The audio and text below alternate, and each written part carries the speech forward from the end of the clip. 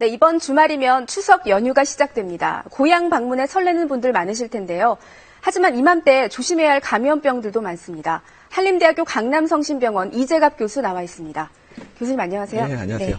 네. 이 추석을 전후해서 기승을 부리는 3대 감염병이 있다고 들었는데요. 어떤 것들인가요? 추석 전후에서 가을철에 주로 발생하는 열성 질환이 세 가지가 있는데요. 네. 유행성 출혈열, 그다음에 쯔쯔가무식병, 렙토스피라병이 있습니다. 특히 유행성 출혈열 같은 경우는 이제 바이러스가 가진 지의 배설물을 통해서 감염이 된다고 돼 있는데 그게 이제 호흡기로 날라 들어가면서 감염된다고 돼 있고요. 네. 쯔쯔가무시는 이제 진드기에 의해서 감염이 되고 그다음에 렙토스피라 같은 경우는 지의 배설물이 이제 사람의 상처를 통해서 감염된다고 알려져 있습니다.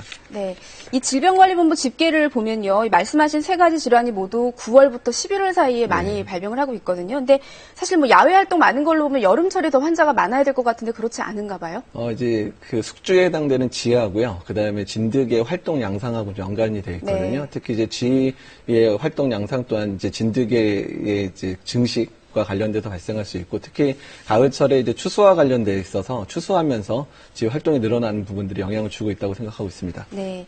이 질환들 초기 증상이 열나는 게 대표적이라고 들었거든요. 근데 네. 사실 좀 감기 환자가 많잖아요. 네. 구분할 수 있는 방법이 있을까요? 이제 가을철에 이제 이동도 많아지고 그러면서 감기 환자가 늘어나긴 늘어나는데 초기에 열나는 거 외에는 열나는 거는 거의 증상이 비슷해서 감별이 잘 되지는 않습니다. 근데 네. 증상이 진행되면 유행성 출혈열 같은 경우에는 이제 뭐 결막염처럼 이제 결막 출혈이라든지 전신 출혈이 올 수 있고요.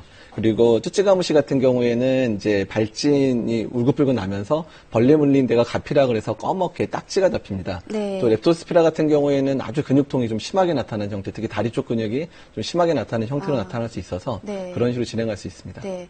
상당히 다른 특징이 있긴 한데 단순한 감기인 줄 알고 방치했다가 사망했다는 보도도 여러 차례 전해드린 네. 적이 있거든요. 일단 알면 치료는 잘 되는 병인가요?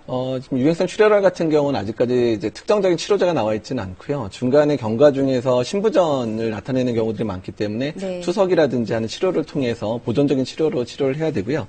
그리고 쯔쯔가무시 같은 경우에는 이제 독시사이클에는 항생제 치료가 가능합니다. 근데 다만 쯔쯔가무시도 그렇고 유행성 출혈열도 시기를 놓쳐버리면 이제 사망할 가능성, 특히 진단이 늦으면 사망할 가능성이 높기 때문에 열이 나거나 증상이 악화될 경우 바로 내원하셔야 되고요. 네. 렙토스피라도 항생제 치료가 가능한 것으로 되어 있기 때문에 어쨌든 가을철에 야외 활동 이후에 발열이 있는 경우에는 빠른 시간 내에 병원에 가는 게 상당히 중요합니다. 네. 당장 추석이어서 성묘 앞두고 또 이미 네. 벌초하시는 분들도 계실 거고 그리고 캠핑 앞두고 정말 조심해야 될 것 같은데 어떤 점들을 좀 주의해야 될까요? 주로 이제 그 캠핑이라든지 야외 활동, 뭐 추수를 하면서 또는 발초를 하면서 이런 바이러스를 날리거나 상처를 통해서 감염이 되거나 아니면 진드기에 물려서 감염이 되기 때문에요. 일단은 야외 활동을 자제하는 게 좋겠지만 야외 활동을 할 때는 피부 노출을 최대한 삼가 주시는 게 좋을 것 같고요. 네. 그다음에 일부 이제 진드기 같은 경우에는 이제 곤충 기피제 같은 것들을 사용하면 예방이 가능하니까 곤충 기피제를 이제 야외 활동할 때 뿌리는 것도 도움이 될 것 같습니다. 네. 교수님 말씀 감사합니다. 예, 감사합니다. 네, 한림대학교 강남성심병원 이재갑 교수였습니다.